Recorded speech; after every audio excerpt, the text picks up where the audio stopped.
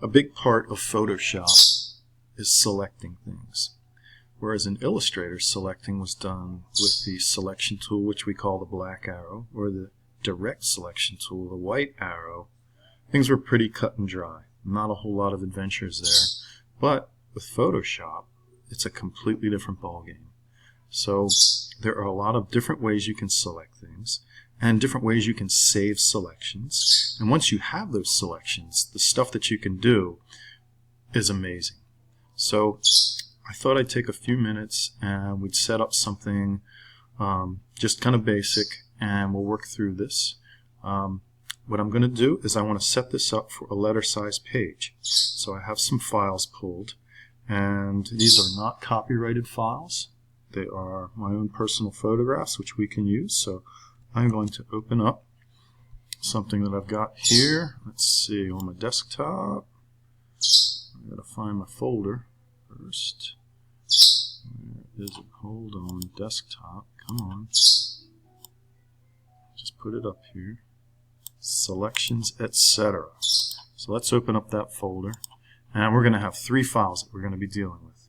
So, don't know why we're not seeing a preview for these, but we should be. So, here we have one. Wouldn't be a Mr. E project without a dinosaur. So that's one. We're going to call that 894. Ah, we do have previews now. So this is going to be our background when it opens. Alright. And then we're going to open up a sky file here.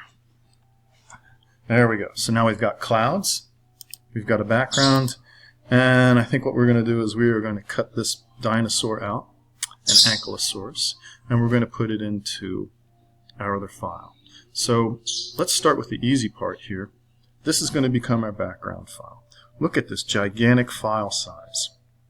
Holy moly, this school computer is probably not going to be able to deal with this. So the first thing we need to do is to go to image size, which we learned about in our last lesson, or maybe our first lesson, where we pulled things between Photoshop and Illustrator. I'm going to set this for an 8.5 by 11 size page. So we're going to make it 11 inches wide. I'm going to make it 150 dpi, and that brings us down from 68 megabytes to 5.18 megabytes. Much more doable for these school computers. And I'm going to hit OK. Now, if I didn't hit the resample button, crazy things would have happened. Okay, so when I bring that down to 150, you'll notice the size does not change. Okay, so now if I come back here, click on this, and make it 11, our size does change. Okay, and our resample is automatic. There are different settings in here. I don't think we need to get into those just yet. Those are more for upscaling and downscaling things. So let's hit OK. And now I'm going to do a save as. And I'm going to save this in here. And I'm going to call it Castle. This is actually a castle in Scotland that my wife and I visited a long time ago. So we're not going to save it as a JPEG. We're going to save it as a Photoshop file. Okay, so this is now a PSD, which will enable us to save layers. So we're going to hit Save. Okay, and let's make that a little bit bigger. So just as in Illustrator, if we hit Control-0, that will bring it up to full size. And we can do some very interesting things. One of the easier things that you can do if you wanted to select something is to use this tool right here. They call it, I believe, the marquee. Yes, the rectangular marquee. So if we were to select this area, now that that is selected, we can affect a change. So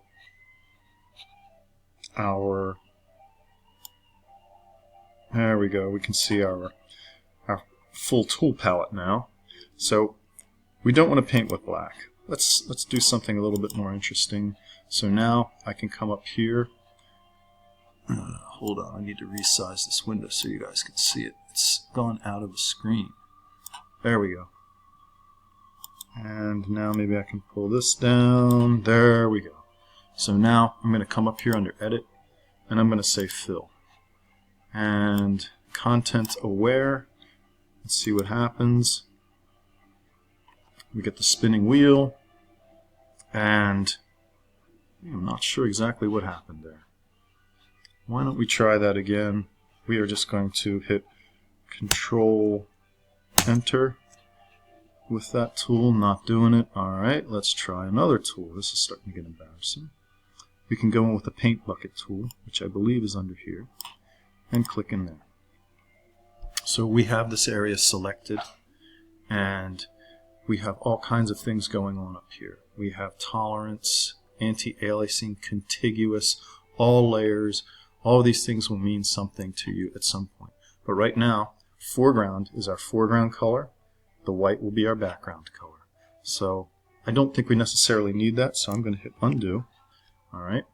There are other tools that we can do a selection with. So this is our lasso tool, which is kind of like oh, and if you want to deselect something, you can come up here under Select and say Deselect, or hit Control D. If you want to select everything, you can select it all. You'll notice that the marching ants define what is selected. That's the term that they use, actually, marching ants. So we're going to deselect that, all right, and we're going to come over here to our polygon tool. If you hit caps lock, you get a little bit more precise cursor. And now we have a selection there. We can do the same thing once again with our paint bucket and fill it with a red color. Not necessarily what we wanted to do. I'm going to hit Control Z. Uh-oh. So now you're about to learn another important feature of Adobe Photoshop. There is one level of undo with Control Z, but there are more ways of getting there. So this over here is called History. So if we want to, we can come back up and go to a previous state. You can only do so many previous states, but it's very helpful. So let's minimize that window. All right, so other selection things. Let's see here. We can come in. We have a polygon lasso tool. All right, so click, click, click, and close. Right? Very similar to what we had with Illustrator, where you close the shape by coming back and you get the little circle icon. There you go. So that should be not too big of a surprise. If we were going to cut this out, I don't know that this would be the right tool for us. Okay, I think there's much more effective ways of cutting this out, because what I'd like to do is replace the sky in here. So that could work, but golly, there are so much better ways of doing this. So I'm going to hit Control D to deselect. All right. There is a magnetic lasso tool. This one's a little bit more interesting. This is a bit like a brush. So if you look up here, it's got feather controls.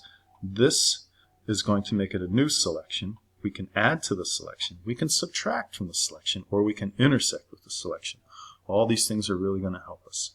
Frequency, contrast, a lot of things here are going to depend on how we do this, but I don't know that we really need this tool either. It's still a little bit clunky for what we're trying to do. It's nice to have that, but look what happens when we get into the trees and some of these other areas. Probably not the best tool, once again, for that. So it's not bad. Could be better, though, I think. All right, so let's try and deselect that. Let's come down here to a magic wand tool, and there's a quick selection tool. These are much more interesting. So if I hit caps lock, you can see this is a brush. Okay, it's got a width that we can change. We can make that bigger by hitting the close bracket, smaller, the open bracket tool right next to the P key, right? And what would happen if, look at that, and now I have that selected. I'm going to come over here, and pretty darn simple, huh? So one of the things that I like about Photoshop is that, okay, so we've got these marching ants, but it could get a little bit confusing. So if I wanted to see what I have selected, we have something called Quick Mask.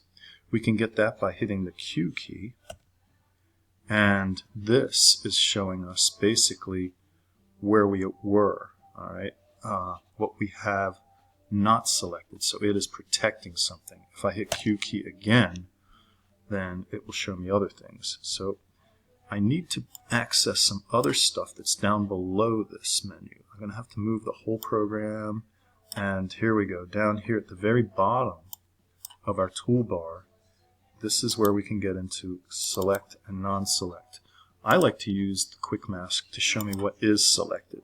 So let's move that back, and we'll just take it for granted that you guys know that the Q key is going to get us there. Okay, so Q is showing me what is selected, and we can see that some of the trees are selected in there. But what about this? What if we bring this guy back down, we go back to Q, and I'm going to hold down the Shift key, and voila, now we've got that window selected. Alright, so with this as my selection, I'm going to come over here, and I'm double clicking on background. By double clicking on background, it now becomes an editable layer. Okay, but we've lost what we had. So let's go back in our history.